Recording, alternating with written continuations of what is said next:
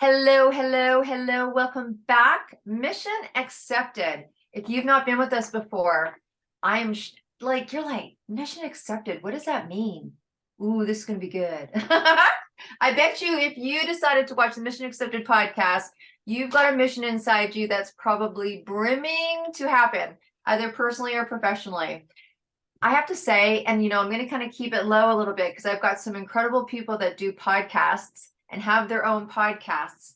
But you guys know that I think you are the best audience because you engage and you tell me your stories and you share what our speakers are sharing, and you're in. Like, it's like you've taken the mission with me, which is why I love showing up here every week. And so not only are you guys the best audience today, but you are the most resilient. You have overcome things, you have jumped through hoops, you have, taken that ball and thrown it in for a touchdown on many occasions. But you know what? Sometimes resilience can get tough. Sometimes resilience can get like, I don't know if I got it, I don't know if I got it. And because I have a show about missions and people that take mission, and we talk a lot about why we stay on that mission. And sometimes it's all about courage, bravery, like pulling it in. But wouldn't it be nice if you had someone that was doing the marathon with you? Like, you guys know I'm a huge advocate about having coach, trainers, experts, spiritual people in your life, personal development people in your life, whoever it is. But I love having someone run with me, right? You guys know this run I'm doing, or let's just say walk, I am doing across Ireland. And you know what? I suckered someone in to do it with me because it's so much more fun. And when you feel like slowing down, they keep you to pace, right? Resilience is tough at times, at different times in your life. So guess what? Guess what? You guys are going to get even more resilient. You're going to learn things about resilience because lucky me, I found someone to do some running with, and I got to listen and talk with Saskia. And I love her last name, Saskia Christian. And she is going to talk about being resilient. Doesn't that kind of work? Doesn't that kind of work? So I'm going to stop introducing and stop leading in. I think I let the cat out of the bag about what people are going to learn about today. So Saskia, welcome to the Mission Accepted show. Thank you so much, Deborah. It's such a pleasure being here. Thank you for having me on this amazing platform. Absolutely. Absolutely. All about the missions, yes. Thank you. Well, we're all soulpreneur sisterhooded up here because we both believe in resilience and being courageous and bravery and top performance and that kind of thing and doing it together. So look, you are an incredible, you're known as a resilience master. You are a very powerful life transformation coach. You have vast experience from different arenas on different platforms, authoring and etc. But what's your story? You're going to help us with our stories, but what's your story? Did you just wake up one day and go, oh, resilience coach? Don't think so. What brought you to us? That's a great question. So that's a powerful why I do have. It resonated in my personal journey as well as my professional journey. Pretty powerful. And it would go as far as back in high school, where I did not pass like a major exam. Everybody was just really looking for teenagers to excel in this exam because it really determined the trajectory, right, in their life. And so I did not pass my subjects. And so I actually had an amazing opportunity for a comeback with a wonderful mother, wonderful home environment. And I got a whole new school environment to help me those strategies, those test-making strategies, so that I can excel. And that's when I realized the importance of cultivating resilience in one's journey. In my book, On Purpose, the book chapter that I wrote in On Purpose, Strategies for Living and Leading, I did reference that example. But there are so many more. I actually had the opportunity to live in 4 different countries, including the United States. And I can't tell you what a powerful example of resilience that was. Not only did I cultivate resilience to do exceptional things, gain scholarships, just meet and connect with amazing people and develop myself in such a phenomenal way, but I also gained cultural competency out of it, because relatability, empathy, and resilience will take you places. So I'm the resilience strategist, also even my corporate career. of close to 20 years. I served there as a resilience ambassador for the company. And I said, okay, well, I need to be able to have a greater outreach so I can improve the lives of so many, give them the tools that they need to overcome those setbacks, navigate through those difficult challenges, and have long-lasting thriving and empowerment, the greatest gift. So that's when I started Boost Through. Boost Through allowed me, the birth of a Boost Through allowed me to be able to do that. Resiliency is a gift.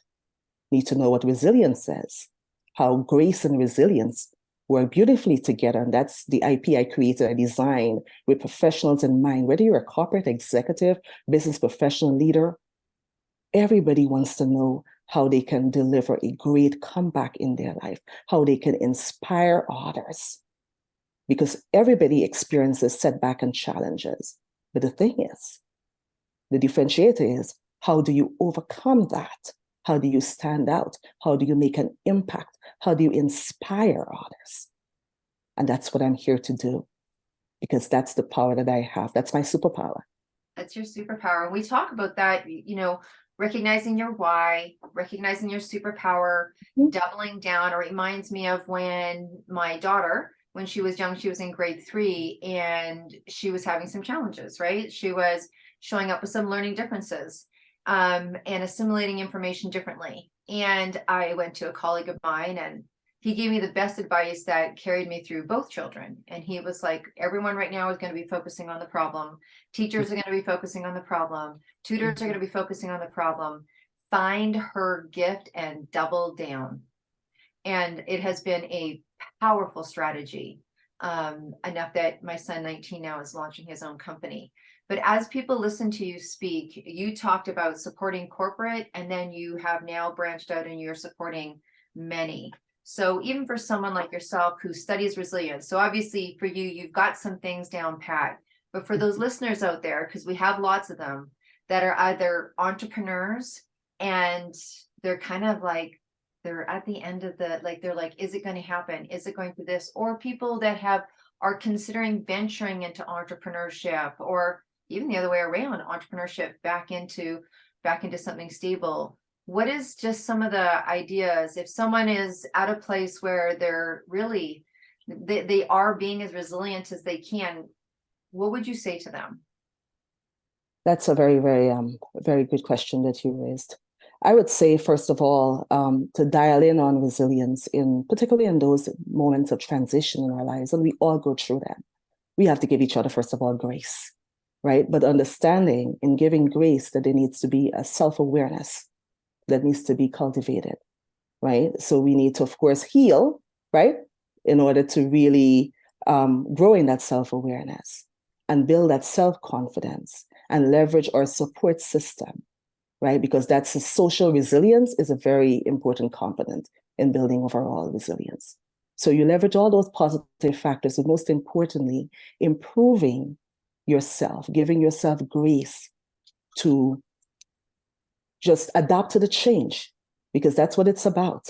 It's not the old normal. It's a new normal that you have to thrive in. And that requires grace. And that's exactly what my, package or my portfolios are really about.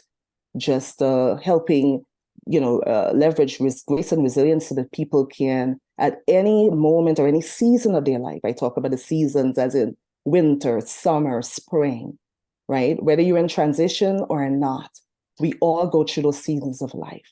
But applying those grace and resilience principles to those seasons so that people can move from succumbing to thriving, but not only thriving, long-lasting, hopeful thriving and restoration again in their journey. So what I'm hearing is one of the answers would be grace, having grace with yourself, understanding that you're going through transformation, supporting yourself in community. Is that what you're sharing? Yes, supporting yourself in community.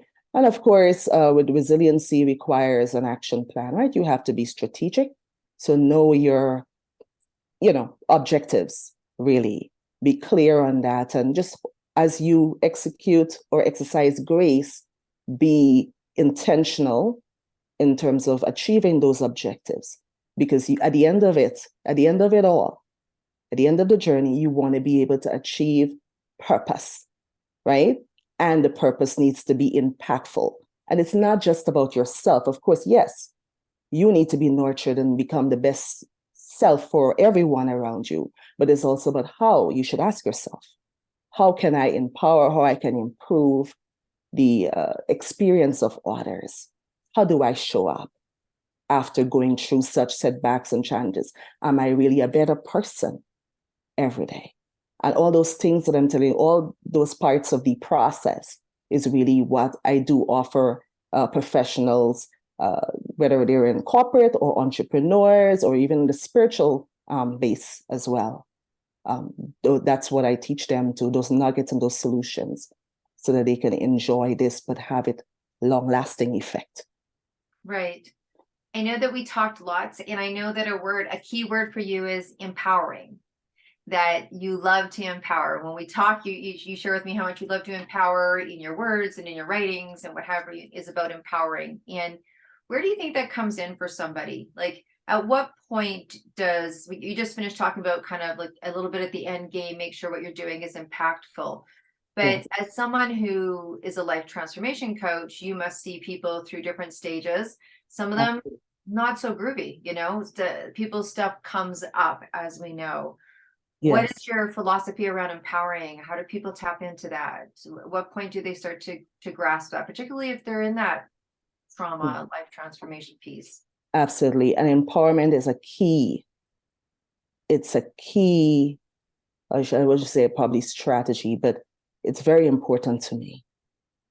And it's important that we deal with that, or we address that from a mindset level. And that's exactly what I did in the On Purpose Strategies for Living and Leading book, where I talk about turning the tables from victim to undercover victor. And that means that we as professionals, regardless of whichever hemisphere we're in, we do have unique talent set that we can offer the community, that unique potency that no one else has. And we just need to have that right mindset. And I did propose a formula for actually making that mindset transition through resilience, through confidence, and through strategy. And moving to Victor and being able to go through that full transformation so that you can have excellence, success that you've been dreaming of, and walk in passion and purpose-fulfilled living.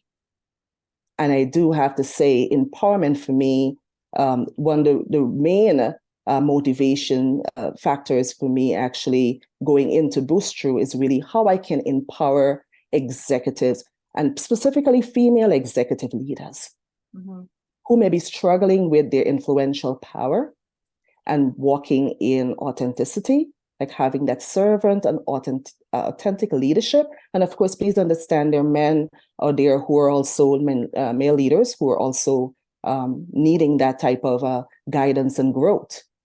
And so I provide that solution kit to help them to elevate so that they can maximize and really fulfill their maximum potential and have the best experience, have excellence in their professional journey. And not only that, inspire all those around them so that they can also be exceptional. And then you'll have that wonderful environment of creativity, innovation, and productivity.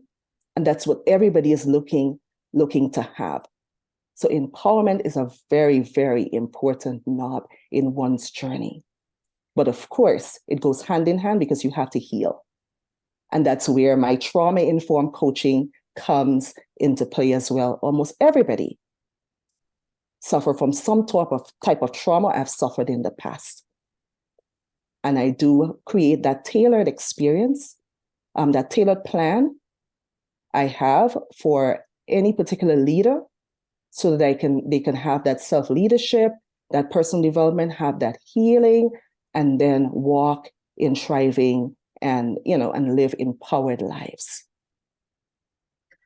You bring up a good, when you're talking about, I could almost visualize, when you're talking about working with women in corporate, yes, that are in leadership roles, that are within confines that may not be theirs, and how do they feel empowered, and how do they step into authenticity when maybe some of the structure is not necessarily a structure that they would, formulate, but they've got to work with that. I would imagine that's a little tough. Yes, it is. It is very challenging. And I've seen in my 17 plus year in high tech sector, right? I've had the opportunity to cross paths with many, many leaders of different, levels or career ladders of success. Mhm. And what I've seen work beautifully is and you get the best results when a leader shows up with transparency, being authentic, and really fostering that empathetic, supportive culture around them. And that makes it so much easier for them to win, get commitment from their team members and get easy buy-in, because there's the trust factor and there's the competency factor. And again, the servant leadership, I created 10 C's for mastering servant leadership with particularly female executives in mind. And that addresses the whole knob of contrast. That's one of the C's. Mm-hmm. It helps people to value perspectives, not only, be confident in the perspective that you show up with, but also value the perspectives around you. And I can't tell you how powerful that is in terms of turning the knob in your favor for influential power. It's a critical component of servant leadership. Mm-hmm. Absolutely. Absolutely. Is there an experience that you've had yourself that you can share, whether it's, doesn't have to be on a grand scheme, but you talked about, I think when you talked about not passing a test, we all went, oh yeah. Yeah, I was the last person picked in baseball, or I didn't quite make the team, or I didn't quite make the grade, or I didn't, I got over, someone else got picked over me in terms of a position so how did you, anything like that, like personally, where you've had to pull upon your own resilience, whether it's that situation or something last week? Because sometimes it's the little stuff, right? I mean, Saskia, it can be like the littlest thing can trigger something off, or you're in a really stressful time in your business or what have you, and then the one little thing. So from an everyday standpoint, or something that you've gone through, is there something you can share that is relatable to the audience? Yes, yes, yes. And I can definitely say in my own personal life, my own health journey as well, I've had to overcome challenges. And I was able to, from those challenges, have a reset. Of course, it was painful. Change is always uncomfortable, always. But when you see the beautiful results that emerge, it's just wow, just wow. And that's what I had. I benefited from that. I did the work and I said, okay, well, this is my health challenge and I need to overcome that because it was taking a real toll on my life. And so I actually lost like close to 40 pounds coming out of that journey, of illness and, having surgeries and so forth. So that was the greatest test of resilience recently that I had to endure. And I'm so glad I had it, because I can tell someone that, yes, it is doable. It is possible, because I've seen it work myself. And everything that I do, how I show up, it's really because I have deep convictions about it and the success, because I've seen it myself. Either I've seen it in myself or I've seen it work powerfully in the lives of others. Another beautiful example in being a leader in corporate America is that I actually had the opportunity to lead a technical team to manufacturing quality excellence just before leaving my corporate season. And the feedback, because feedback is important, right? That's really what tells you what you're doing, how are you showing up. You have to listen to others. And the feedback was really resounding, is that something is different about you. It's like you're so easy to connect with. And because of that, you get us to do things, and people were saying, oh, I'm delivering these results for Saskia. I'm like, no, you do not work for me. Right? So, but you understand, when you show up with authenticity and you show up with care, empathy, and compassion for others, and this was a global, leadership initiative that I had to lead. And so the test was really, when I got there, it's like, wow, you have remarkable and unique leadership skills. And I said, wow, it must be resilience showing up here beautiful again. Yeah. So, and of course that helps with the authentic factor when you're confident in who you are, because you've been through so many things before. Right. I can't tell you so many financial aspects of my academic journey. When it's grad school, undergrad, I had no idea how I was going to start the program or even finish it. Mm-hmm. And resilience showed up again because I have a positive outlook, and that is very, very important. And because I was very engaging and, of course, show up, work hard and everything, but have respect for others, no matter where they're from, because you don't know somebody's story. Mm-hmm. And I listened. And because of that, people listened to me. And they said, oh, there's where you can get funding. There's where you can get research assistantship. And that's how I was able to, finish my master's thesis and be able to start a whole wonderful career in the high-tech sector as a chemical engineer. So I've seen it work. And I always love the setbacks because I emerged so beautifully in the comebacks. Well, when you talk about, working in a leadership, and I'm conscious of the time and we're going to be wrapping up fairly soon, but when you talk about that leadership, you teaching leaders, and, the big thing is when I'm talking to colleagues that are running organizations or what have you, there's like this dance between being authentic, being seen as a leader, and the polarity of that. So some of the feedback, it's difficult to not to be an authentic leader in terms of out there, but an authentic leader honestly on the inside. It's been interesting conversations. I've been having a lot of them lately, so I'm so glad that you're here. But when you talk to people that have to lead teams or lead corporately or lead organizations or what have you, where does that fit in? That must be because they're like, hey, you show up at this as this authentic, resilient leader, and they were so in awe with you and you had all this connection. What do you say to people in those positions? Yes, I think there's still high level possibility for you to show up as an authentic leader and still gain the respect of the team members and the people that you serve in your work community. Yeah, ding, ding, You don't ding. have to divulge, at the workplace, you don't have to divulge personal details or anything like that about your, very personal details about your life. But you have to really show, it's important that you show the human component and connect with, it's humans we're dealing with. Mm-hmm. Connect genuinely, right? Authentically with others. And when they can feel as though like you do have a heart posture of some form. I'm not saying sympathy, that's a different story, right? When you have you have that heart posture of like they matter. Whatever is going through at their point, like for instance, somebody may ask an extension a deadline for a project. I'm a project manager professional, Yeah. So they'd come up and they were like, okay, whatever. And it's okay, well, what's going on? It was like, okay, I have this or whatever, but I'll do this, but I'll make sure it gets done by tomorrow.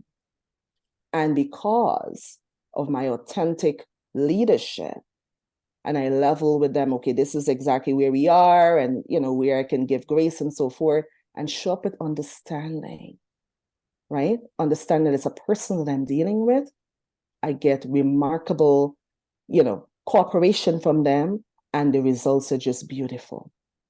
So you can be comfortable in who you are. Be confident. I'm very confident in the person who sits before you today.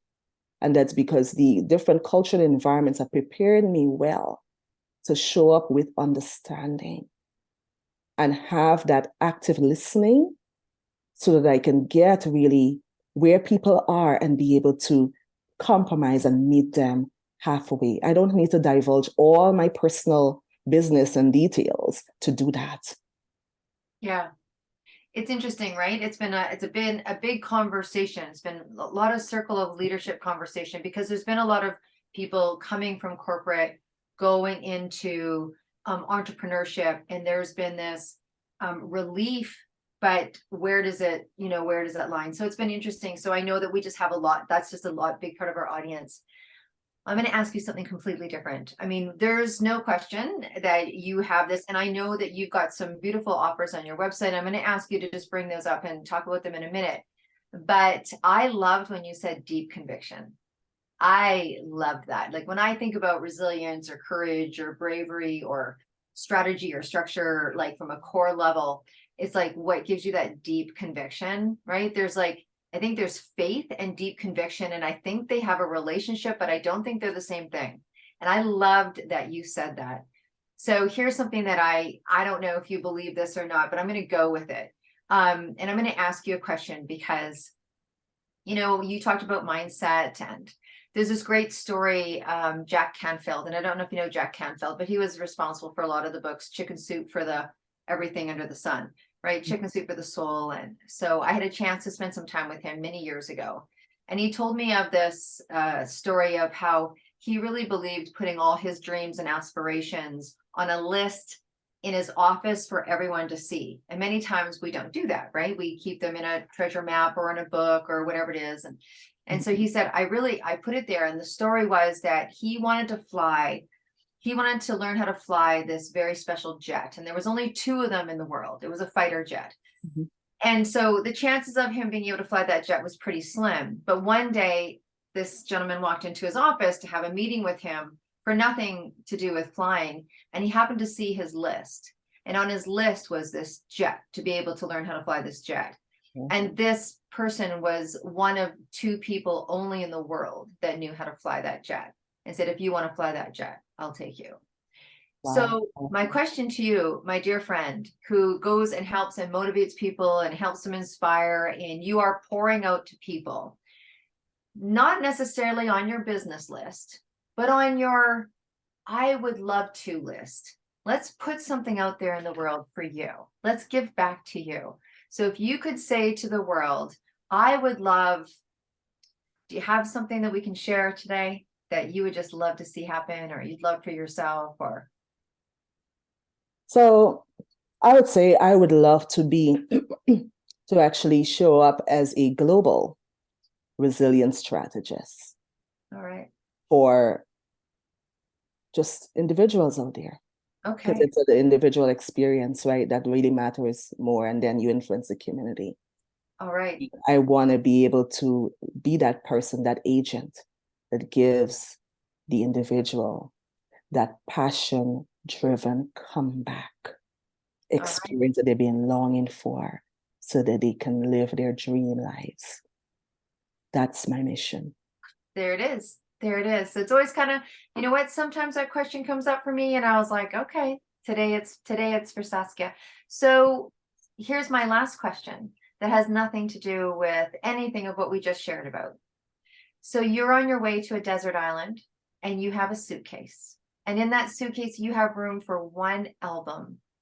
What album could you not imagine not listening to for the rest of your days? It can't be your playlist. So what band, what song, what album would you take with you to that desert island? Oh, wow. That's really an intricate question there. So it's a big question. It's a big question. Oh, wow. Okay. So I do love Yolanda Adams. Okay. I'm a woman of faith, and her music is just really does move me, heart-wise. Yeah. But it's really a question with a steel, because I'm also from a culture of steel pan orchestra. Yeah. And that puts me in a wonderful spirit. All right. I love that so much. Yeah. Okay. So we're going to just for sake put Yolanda Adams. Yes, I'll put Yolanda. Yes. Very inspiring and deep. Yeah. Because on our show, we just believe that music is a powerful vibration, and it helps inspire and motivates and gets people through anything. And if you're going to take on a mission, you're going to need some music. You're going to take on a mission, you're going to need some music. Yes, and you need strengthening and empowerment, and knowing that you can get through. That's why I chose Yolanda Adams, because a lot of her music is geared towards that.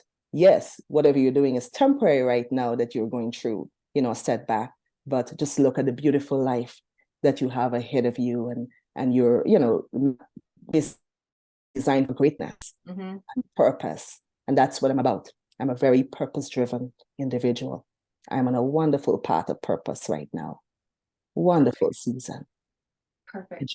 Well, look, please share. We're going to have it in the show notes because we have audio and video. So please share with us where people can go find more. I know you have classes. I know you have books. I know you have programs.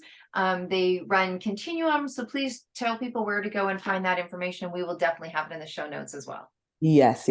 Thank you for that opportunity. So the resilience, my website, first of all, is boostthrough.com, boostthru.com. And there you'll see the resources in the summit workshop, the workshop offering that you have a 2-hour workshop around resilience. Wonderful subject. And it's really meant to just help somebody really understand what resiliency is, how they can incorporate elements of grace and resilience in different seasonal, phases of their journey, and really how they can have that purpose-driven comeback and be rewarded for their competencies and for their hard work, and become, most importantly, the best version of themselves. So we have all that practical strategies to help you, that you can develop and you can sustain. And of course, there are other, my book that I co-authored, The On Purpose Strategies for Living and Leading, that's also available there on the website.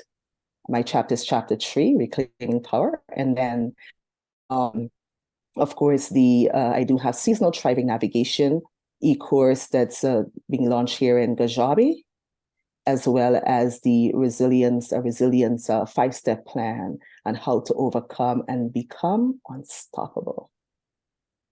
Well, let's leave it with that powerful word, people, right? So unstoppable. You came to not only the most resilient audience today, but you are unstoppable. Let's leave this podcast feeling unstoppable. I want to thank you so much for being our guest today. It was such a pleasure. You're such a beautiful soul.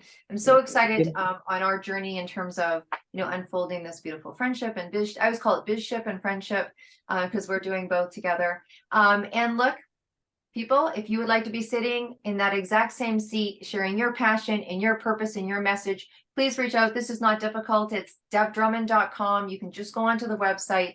You can fill out the contact and we'll be in touch, or deb@debdrummond.com. And you cannot absolutely forget about what we've got going on. If you want to talk about all of the things that we heard today about stepping out, then you have to come to the Step Up. We added Step Up yesterday in a meeting, but show up, speak up, and stand up.